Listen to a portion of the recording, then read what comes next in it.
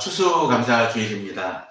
아마 몇 주 전까지만 해도 정말 이렇게 제대로 추수할 것이 있을까, 또는 물가는 제대로 잡힐 수 있을까라는 생각도 좀 들었지만, 주변을 돌아보면 배추값은 많이 내렸다는 얘기를 듭니다. 해남 배추를 아마 거의 최고로 치는 것 같기도 한데, 물론 그 지방마다 자신들의 배추가 제일 중요하다고 하긴 하겠지만요. 그 배추들이 풀리면서 값이 많이 내려가고 있다고 합니다. 거의 예전 수준으로 내려가고 있는 것 같습니다. 그래서 저희 집도 어쩌면 그 배추 이 김장을 한번 시도해 볼까라는 생각도 듭니다. 그렇지만 그런 속에서도 불구하고 아직은 많이 힘들고 어려운 때인 것 같습니다. 여러 가지 변수도 많고 우리 힘들게 하는 많은 일들도 많이 있습니다. 그러나 그런 속에서도 우리가 하나님께서 우리를 돌보시고 계심을 믿고 또 그 하나님을 의지하여 믿음으로 나아가는 것도 중요할 것 같습니다. 그런 측면에서 이 신명기 말씀을 통해서 계속적으로 하나님 주시는 복, 다양한 복과 또 그것에 대해서 우리가 어떻게 반응해야 되는지를 돌아보는 것은 중요한 의미일 것 같습니다. 예전에 우연히 그 영화의 한 토막을 잠깐 보게 됐습니다. 그냥 코미디 프로고 하지만 한 장면이 무척 인상 깊었습니다. 어떤 것이냐면 어느 이 강도 같은 사람들이 어느 건물 하나 접수를 했습니다. 그 안에는 다양한 고객, 다양한 계층들이, 어떤 때는 뭐 조직폭력배도 있고 그냥 손님도 있고 놀러 온 사람들도 있어서 다양한 사람들이 있었습니다. 근데 그 인질범들이 좀 어수룩하고 순진한 부분들이 있었던 것 같습니다. 꼭 나가야겠다, 자기는 꼭 풀어달라고 하는 사람들이 있으니까 심사를 시작을 했습니다. 다양한 심사가 있습니다. 말도 안 되는 심사를 하는 사람들은 바로 그냥 탈락하고, 그러다가 한 여자가 등장을 했습니다. 저는 꼭 가봐야 됩니다. 애가 혼자 있어요. 밥 차려줘야 돼요. 그건 뭐 지가 알아서 먹겠지. 그리고 저는 나가서 돈을 벌지 않으면 우리 집은 곧 차압당하고 말 겁니다. 얼마나 졌는데? 한 1억 정도 빚을 졌습니다. 은행이요? 아니요. 사채업자입니다. 그 사채업자가 그 안에 또 있었어요. 그 사채업자를 불렀습니다. 너 저 사람한테 얼마 했어?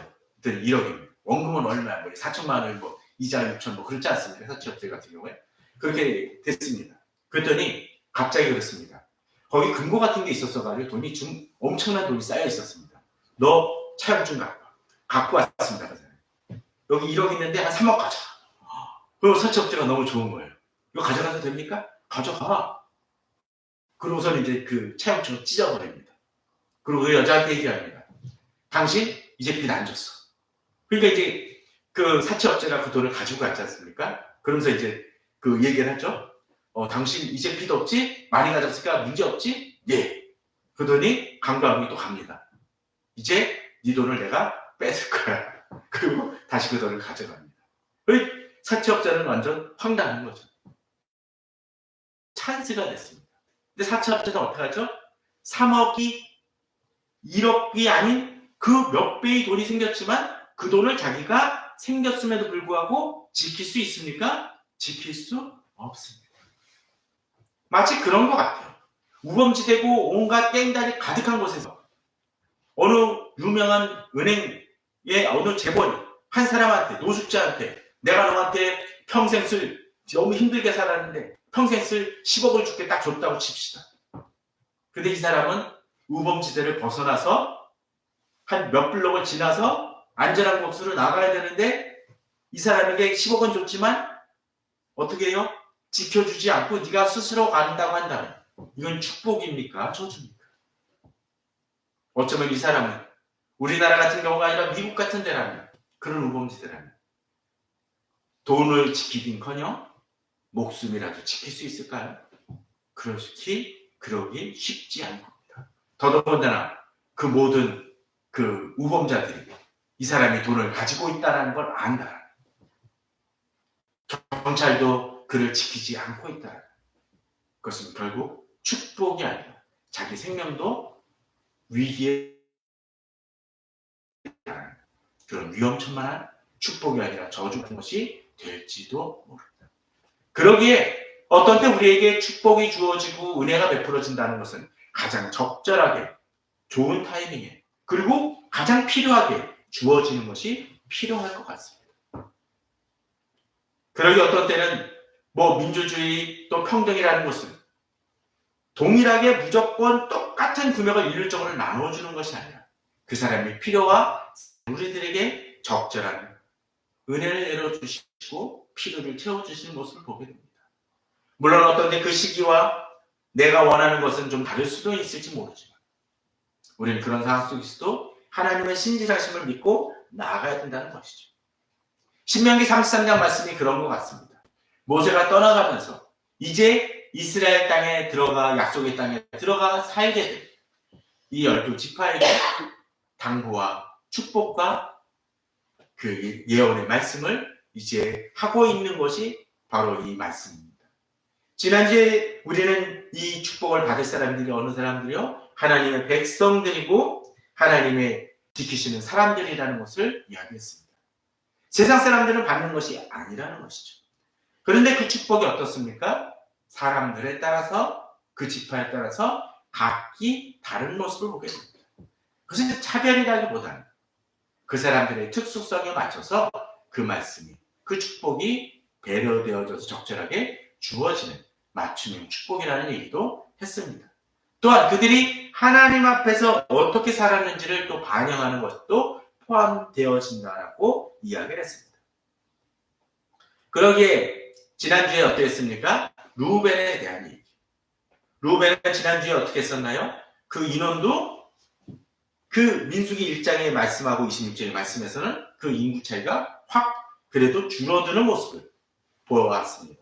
그러기에 루벤은 어떻게 했나요? 죽지 아니하고 살기를 원하는 그 사람 수가 적지 아니하기를 원하나이다라고 하면서 그저 유지라도 하는 것이 지금 이 루벤에게는 가장 필요한 축복이고 적절한 말씀이라는 것을 이야기를 했습니다. 지도자이지만 지도자 같지 않은 사람들이 있겠죠. 장자이지만 장자 같지 않은 사람들이 있을 수 있습니다. 나가는 것이 어떨 때 필요한 사람일 수 있습니다. 물론 그 사람이 성장하고 더 나아가야 되겠지만 그렇지도 못한 상황이고 또 그럴 자질이 없는 사람이 어떤 때는 이것마저도 축복일 수 있습니다. 저도 목사로서 어떤 때 신방을 가다 보면 그런 경우들이 종종 있습니다. 아유, 이분은 좀 교회라도 잘 다니시지. 자, 그런데 이제 또 한 그룹이 있습니다. 지난번에 우리가 그걸 보았었죠. 레위 같은 경우에 있어서는 어떠했었나요? 많은 축복이 주어지는 걸 보게 됐습니다. 특별히 12지파에로서 어떻게 했나요? 하나님의 일을 맡은 사람으로서 아주 특별한 축복이 주어졌습니다. 둠님과 우림이 주의 경건한 자에게 이도다라는 얘기도 했었고 또 그들이 하나님 앞에서 충성되어지고 예배를 대신 드려지는 장면도 언급이 되어졌습니다. 그런데 항상 이렇게 이 사람이 이 레위지파가 좋은 축복만 주어진 것이 아니라는 것이 앞에서 보게 되면 등장을 합니다. 자, 창세기 49장입니다. 49장은 누구의 유언입니까? 야곱의 유언. 야곱이 죽으면서 그 당시 아직 지파로서 형성되어지지 않은 이 아들들에게 하는 그 유언이었습니다. 그런데 이 유언의 내용을 한번 보십시오. 우리가 신명기에서 다루고 있는 그 12지파 중에서 누구 이름이 빠졌다 그랬었죠? 시므온이 빠졌었다고 그랬습니다. 그죠? 언급조차 안 돼요. 동일한 12지파임을 불구하고. 그런데 오늘 보면 어떻게 되어 있나요? 49장에 보면 시므온과 레위는 형제요. 그들의 칼은 폭력의 도구라고 되어 있습니다. 또 6절에 보면 네오나 그들의 모의에 상관하지 말지어다 내 영광과 그들의 집회에 참여하지 말지어다라고 되어 있습니다. 그들이 그들의 분노대로 사람을 죽였다고 되어 있고 폭력한 세상에 심지어 그래서 7절은 뭐라고 얘기합니까? 그 노여움이 혹독하니 저주를 받을 것이요 분기가 맹렬하니 저주를 받을 것이라. 내가 그들을 야곱 중에서 나누며 이스라엘 중에서 흩트리로다 라고 되어 있습니다. 그런데 결과는 어떻습니까? 시몬은 이 말씀처럼 아주 짜그러들고 제대로 존재하지 않는 것 같습니다. 실제로 그랬었죠? 59,300명이었는데 나중에 어떻게 돼요? 절반도 안 되는 숫자로 줄어들었습니다. 근데 그에 반해서 레위 지파는 어떻습니까? 지난주에 보았던 것처럼 그 축복이 아주 대비되는 모습을 보게 되죠.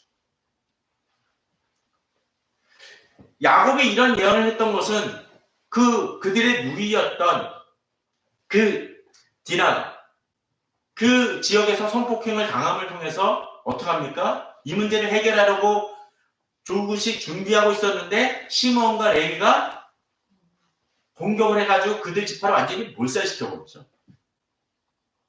물론 이 부분에 대해서 해결을 했어야 될 부분이었었고 당연히 응징을 해야 될 부분이었었지만 그로 인해서 어떤 일이 벌어집니까?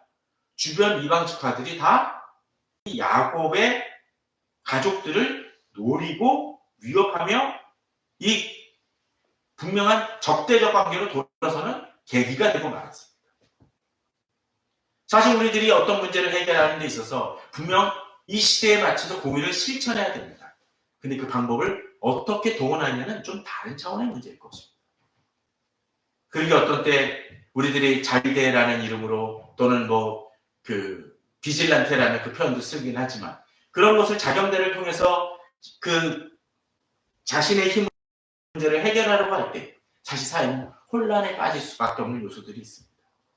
어떻게 푸느냐에 따라서 그 부분을 지혜롭고 공정하게 잘 풀어가는 방면이 있는 반면에 그렇지 못한 경우들도 있을 수 있었어요. 그러게 야곱은 그 문제를 주목하고 바라봅니다. 아마도 시몬과 레위는 같이 이름을 써놨던 것을 보게 되면 이들이 협잡을 해서 이 자기 누이권만 아니더라도 다른 부분들에 대해서 그런 폭력적인 행위들을 많이 드러냈던 것 같습니다.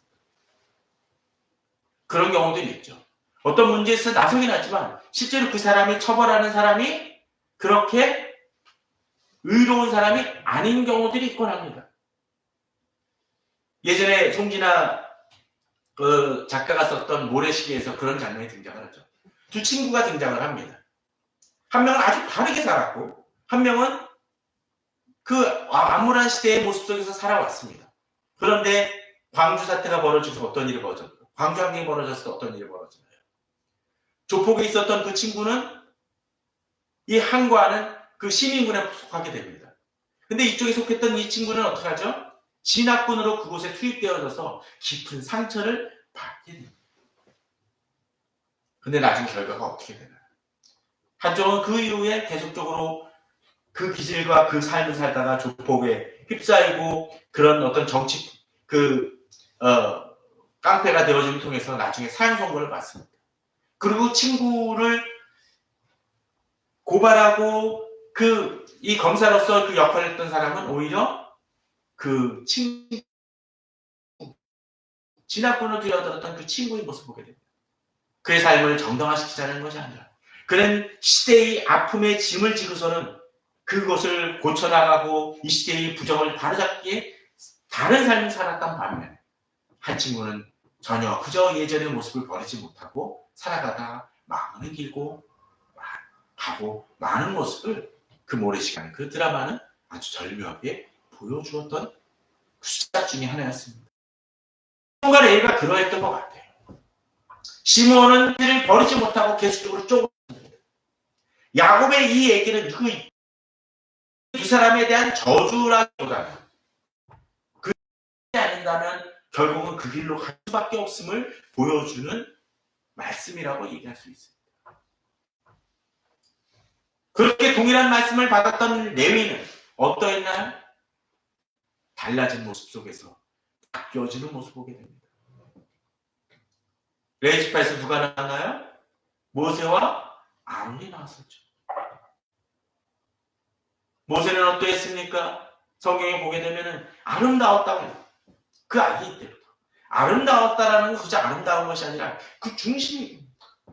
그는 또 온유한 자라고도 이야기를 했습니다. 그런 시대의 사람이 없다고 얘기합니다.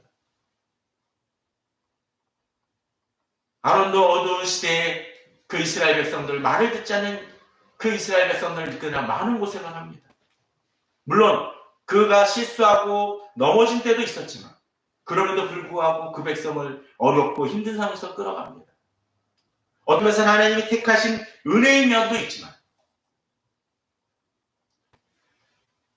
모세와 아론을 낳은 그 레위 지파는 하나님께서 충성을 다해 행하고 그 말씀대로 그 12지파를 대신해서 이스라엘 백성들이 하나님을 경배하도록 하나님에 대한 믿음을 잃지 않도록 이끌며 도와주는 역할들을 예수 그리스도 오실 때까지 계속적으로 행하는 모습을 보여줍니다. 우리들의 삶도 그런 것 같습니다.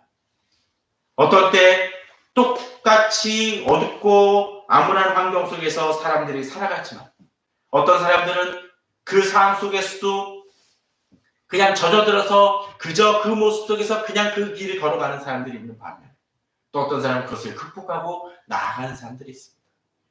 주변 상황으로 인해서 휘둘릴 수 있는 분명 다른 사람들보다는 더 열악한 환경, 그 상황을 이겨내는 사람들이 있고 합니다.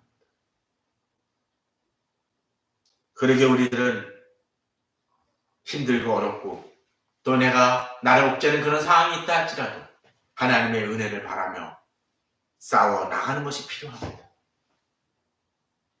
그렇게 시몬처럼 짜그러들고 움츠러들고 소멸하는 것처럼 살아가는 것이 아니라 오히려 12지파 중에서 이 시몬과 같이 저주를 받은 것처럼 비춰지고 너는 그런 인간이야 라고 비춰질 수 있었던 그 레위 지파가 오히려 하나님을 경배하는 인물로서 바뀌어지는 것처럼 저는 우리 성도님들이 이 레위 지파 같이 하나님의 축복과 은혜를 받는 그러한 성도님들 되시기를 바랍니다.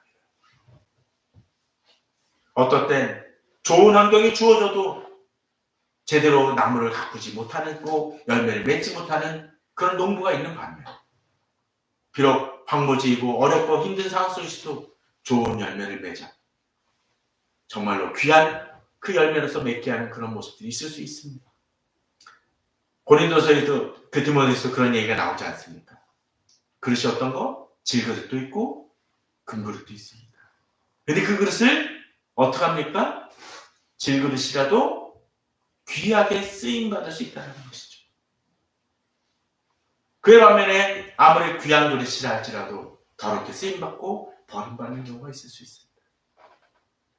얼마 전에 한 기사를 보셨는지 모르겠습니다. 외신 중에 그런 기사가 나왔습니다. 어느 사람이 버려진 석판, 그냥 길가에 버려진 석판, 그냥 놓여있던 석판이 있었는데 그걸 나중에 어느 사람이 발견해가지고 집으로 가져갔는데 그거에 뭐 했냐면 10계명이 새겨진 석판이었다고 합니다. 물론 모세의 것은 당연히 아니었겠죠. 그럼 오래된 것이었기 때문에 그 가치가 되어지고 문화재로서나 귀한 사료로서 엄청난 가치를 인정받았다고 합니다.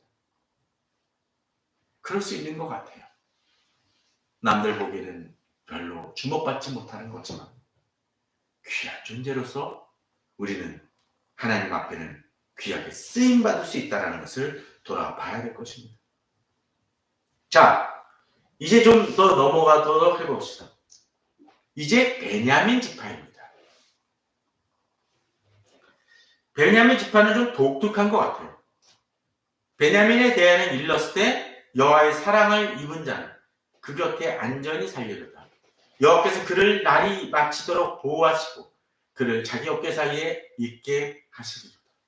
좀 독특하지 않나요? 뭘 잘 되고 뭐 하는 게 아니라 하나님의 보호, 사랑에 대한 언급만이 나옵니다. 그죠? 근데 왜 그럴까요? 자,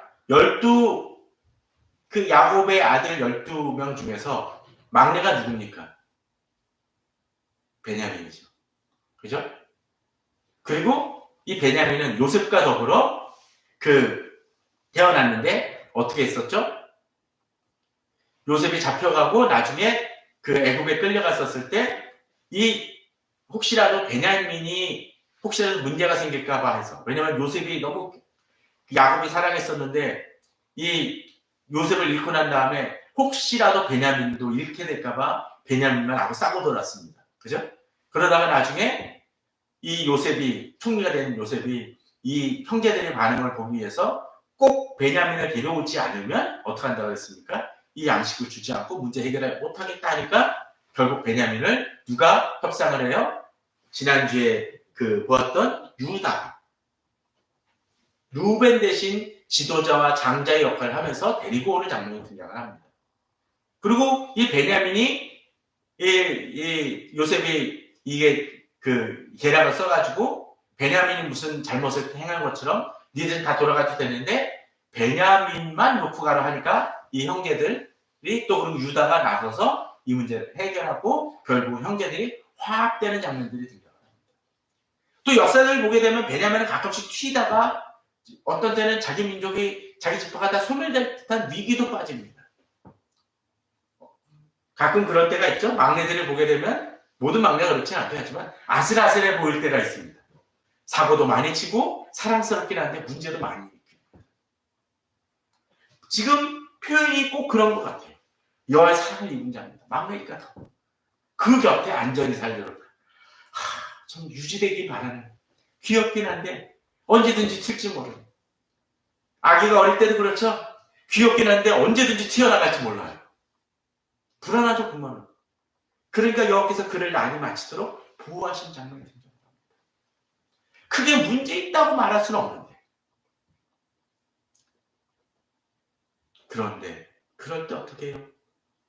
안타깝고 그럴 때 보호하는 모습. 어떤 내 신자들 중에는 이런 분들이 있습니다. 불안해요. 신앙은 순수한데 넘어지고 실패하고 시험 될까봐 걱정됩니다. 상처받을까 걱정. 우리들 중엔 이런 분들도 있습니다. 그러기에 이분에게 주어지는 축복은 뭡니까? 보호입니다. 사랑입니다. 다른 건 지쳐두고 안전하게만 잘 자라더라. 저는 우리 성도님들이 꼭 이렇게 되기를 바라지는 않지만 그럼에도 불구하고 하나님이 이렇게 우리를 보호하신다는 또 다른 측면을 좀 보았으면 합니다. 이제 요셉입니다. 와, 요셉은 깁니다. 아주. 13절에서 17절까지 나옵니다. 아마도 이 요셉이 이러했던 이유 중에 하나는 요셉의 역할론 때문에 그랬습니다. 요셉은 어떠했습니까? 야곱의 어떤 특별한 사랑을 받았던 존재이기도 하지만 그 사랑 속에서 그 시기 속에서 어떻게 했나요? 위기도 빠졌었죠. 그죠?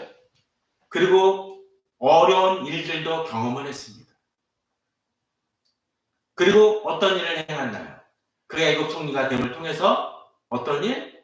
바로 야곱과 그 모든 형제들을 위기와 가뭄 속에서 어려움과 어쩌면 죽을지도 모르는 그런 상황 속에서 그들이 애굽에 정착해서 잘 살 수 있도록 이끌었던 입니다. 또 자기 형제들 뿐입니까? 애굽과 주변 나라들이 기근에 시달릴 때 그 문제를 해결했던 위대한 지도자입니다. 예언을 볼 줄 알았고 하나님의 환상을 해석할 줄 알았고 그 환상을 보는 것만이 아니라 그것을 통해서 문제를 해결해 갈 수 있었던 중요한 인물이었습니다. 그러기에 그 축복은 아주 귀한 것을 보게 됩니다. 그 땅이 여호와께 복을 받아 하늘의 보물인 이슬과 땅 아래 저장한 물건. 보게 되면 하늘과 땅이 다 나오게 되죠. 자, 14절에 태양이 결실하게 하는 선물과 태음이 자라게 하는 선물과. 이 태음은 좀 번역이 좀 이상하긴 한데 달을 의미합니다. 그러니까 낮과 밤이 다 그 관리가 되어지는 걸 보게 되죠. 옛살의 좋은 선물과 영원한 작은 언덕의 선물과 땅의 선물과 거기 충만한 것과 가시떨기 나무 가운데에 계시던 이 은혜로 말미암아 복이 누구에게? 요셉의 머리. 또 그는 뭐라고 되어 있습니까? 그의 형제 중 구별한 자의 정수에 임할지라고 되어 있습니다. 그 기름 부음 같은 것을 보게 됩니다. 아마도 애국 총리로서 했던 그 역할들을 이야기하는 것 같습니다. 그래서 어렸을 때는 가끔 착각을 했습니다. 요셉의 축복이 너무 되니까 이 요셉이 어제 어렸을 때 얘기해요. 요셉 지파가 마치 이 예수 그리스도의 계보를 잇는 것처럼 착각하는 모습들이 아닙니다. 그런데 다시 성경을 보게 되면 그 창세기에서 주목받는 인물은 요셉만이 아니라 누구? 유다가 등장하죠. 바로 예수 그리스도의 계보를 이었던 그 인물이에요. 그러나 그럼에도 불구하고 이 요셉도 아주 중요한 역할을 하고 있고 귀중한 구원자로서의 어떤 메시아로서의 어떤 표징을 보여주는 중요한 인물이라고 할 수 있습니다. 그에 저는 우리 성도님들이 그러한 정말 중요한 그 특별히 교회 중직자로서 리더로서 커가시는 분들은 바로 이러한 요셉 같은 인물이 되길 바랍니다. 자기 자신만 돌보는 것이 아니라 자기 교회만 지키는 것이 아니라 바로 지역을 돌보고 우리 사회에 영향력을 미치는 귀한 인물이 되시길 바랍니다. 또 우리 자녀들을 위해서도 이런 축복을 하길 바랍니다. 그러할 때 진정 주께서 그를 어떤 형태로든 사용하실 것을 믿습니다. 오늘 본문 속에서도 그런 증거들이 등장을 합니다. 자, 어떤 것일까요? 바로 17절입니다. 13절에서 16절은 이 요셉 지파에 대한 축복이라는, 17절은 그는 첫 숫송아지 같이 위험이 있으니 그 뿔이 드소의 뿔 같도다. 이것으로 민족들을 받아 땅끝까지 이르리니 하면서 그 다음 에브라임의 자손이요 므낫세의 자손이라고 되어 있습니다. 이 두 사람은 어떤 사람입니까? 요셉의 두 아들이죠. 그래서 실질적으로 이 두 지파는 요셉의 이름은 빠지고서는 나중에 보게 되면 그 12지파처럼 여겨집니다. 자, 12지파 중에서 두 지파가 빠지죠. 어느 지파가 빠집니까? 요셉 지파가 빠지고, 물론 시몬은 존재하는 듯 존재하지 않는 듯 이렇게 존재는 합니다. 근데 요셉 지파가 빠지니까 몇 지파가 됩니까? 11지파가 되어지죠. 그리고 또 한 지파가 빠집니다. 레위 지파는 섬기는 지파니까 빠지죠. 그래서 이 두 자리를 차지하는 것을 누가? 이 에브라임 자손과 므낫세 자손으로서 대치되는 모습을 보입니다. 그래서 본문은 뭐라고 돼요? 만만히요 천천히라고 하면서 이들 지파들이 중요하게 성장하고 그 자리를 메꾸는 모습을 보죠.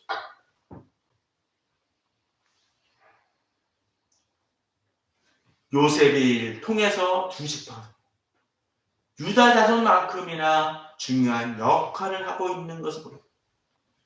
유다 지파가 메시아의 계보를 잇는 역할을 했다는 겁니다. 이 유다 지파를까지는 아니라 할지라도 이 12지파의 중요한 역할을 하면서 이것을 채워나가는 모습을 보입니다. 어떤 때 꼭 리더가 되지 않는다 할지라도 어떤 때 이렇게 성장하여 좋은 역할들을 보여주는 그런 가족들이 있고 사람들이 있습니다. 저는 한국교회에도 그런 모습들이 종종 있었다고 생각이 들어집니다. 어떤 때 대형교회에 몇만 명, 몇십만 명 모이는 교회들도 있지만 또 어떤 교회는 그렇게 너무 그 성장하는 부분들로 갈 수 있지만 그렇지 않게 하고 대신 분립하며 교회를 세워나가는 교회들도 있으면 좋겠습니다. 그래서 좋은 건강한 목회자 속에서 좋은 부교육자들이 탄생하고 또 그 부교육자들이 그 교회들의 힘입어서 또 다른 건강한 교회들을 여러 군데 세워나가는 모습을 보여주는 교회들의 모습들이 한국 교회는 있곤 합니다. 대표 목사로서는 누구누구 그렇게 수십만 명 또 수만 명을 키우는 대형 교회를 세우시는 목사님들을 기억할지 모르지만 어떤 때 여러 지역 속에서 이렇게 요셉을 통해서 두 지파가 형성이 되어진 것처럼 유다처럼 그 이름이 더 높아지지는 않을지 모르지만 그 주변에 여러 가지로 선한 영향력과 좋은 그 영향력을 키워나가는 그런 교회들, 또 지도자들, 사람들도 있음을 보게 됩니다. 저는 우리 성도님들이 이런 모습으로서 나아가길 바랍니다. 비록 남들만큼 이름이 높아지진 않을지 모르지만 그러나 실질적으로 하나님 안에서 더욱더 선한 영향을 미치며 교회를 바꿔나가고 이끌어가는 우리 성도님들 되기를 바랍니다. 저는 주변에서 그런 분들을 종종 봅니다. 그분은 담임 목사님도 아니고 장로도 아닐지 모릅니다. 어떨 때는 교회의 세에 밀려서 사람들의 어떤 그 로비 같은 별로 좋지 않은 그 현상으로 인해서 장로나 그런 데에서 떨어져서 그냥 안수 있어서 머무시는 분들 봅니다. 그러나 그런 속에서도 자신의 역할을 놓지 않고 교회에서 여러 가지로 행하는 모습들을 보게 됩니다. 얼마 전에도 어느 안수 집사님이 저한테 상담을 한 적이 있습니다. 그분이 그러더라고요. 자기가 지금까지 해왔던 중요한 교회 어떤 사역들을 내려놓고 이제는 구역 같은 것을 맡게 됩니다. 근데 목사님이 그러더라고요. 교회 아직 신입들만 맡으신다고요. 글자 그대로 좀 힘들고 어렵고 신경 써야 될 것이 많은 것입니다. 그러나 그렇게 맡기는 이유가 뭘까요? 이분만큼은 이 사람들을 책임져 줄 수 있다고 믿기 때문입니다. 제가 청년 때 교육국장으로서 그 매 학기마다 고민했던 것이 있습니다. 조장들이 세워지고 그 밑에 조원들을 배치합니다. 그런데 그때마다 머리가 아픕니다. 어떤 면에서 머리가 아프냐면 좋으신 분들한테 여러 명을 배치하고 막 이렇게 딱 하게 되는데 별로 관리도 안 하고 문제를 자주 일으키는 조장도 있습니다. 근데 그 조장들은 매번 얘기를 합니다. 그분이 여러 가지 어려우니까 특별히 더 신경 써서 보내는데 그런 얘기를 해요. 와, 왜 자꾸 저한테는 적은 인원을 줍니까?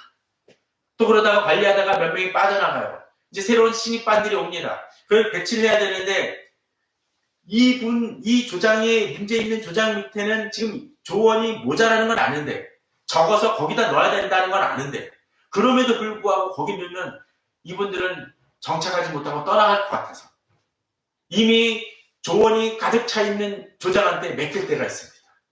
그럼 그 조원은 그 조장 문제 있는 조장은 알지도 못하고 자꾸 물어보죠. 아니 저기는 더 많은데 왜 저쪽으로 보내요? 힘들지만 믿을 만한 사람한테 맡기고 책임지게 합니다. 그 조장은 자기가 문제 있다는 걸 모르죠. 어떤 때 교회에서도 그런 분들이 있는 것 같습니다. 자꾸 사고만 치시는 분들도 있습니다. 그에 반해서 눈에 띄지 않더라도 섬겨야 될 사람들을 섬기고 교회 문제를 해결하고 여러 가지 교회 어려운 부분이 있으면 책임지는 분들도 많이 보게 됩니다. 바로 요셉과 그의 아들들이 그러했던 것 같습니다. 오늘은 여기까지 좀 돌아보겠지만 저희들이 이 말씀을 가지고 진정으로 하나님께서 주신 그 자원을 진정 축복을 제대로 누리고 또 그 축복을 받을 만한 자격이 있는 자로서 내 자신을 바꿔나가는 우리 성도님들 되시길 바랍니다. 그 축복을 통해서 자기 자신만 복을 받는 것이 아니라 주변을 변화시키고 이루어나가고 또 주의 열매를 맺는 우리 성도님들 되시기를 바랍니다.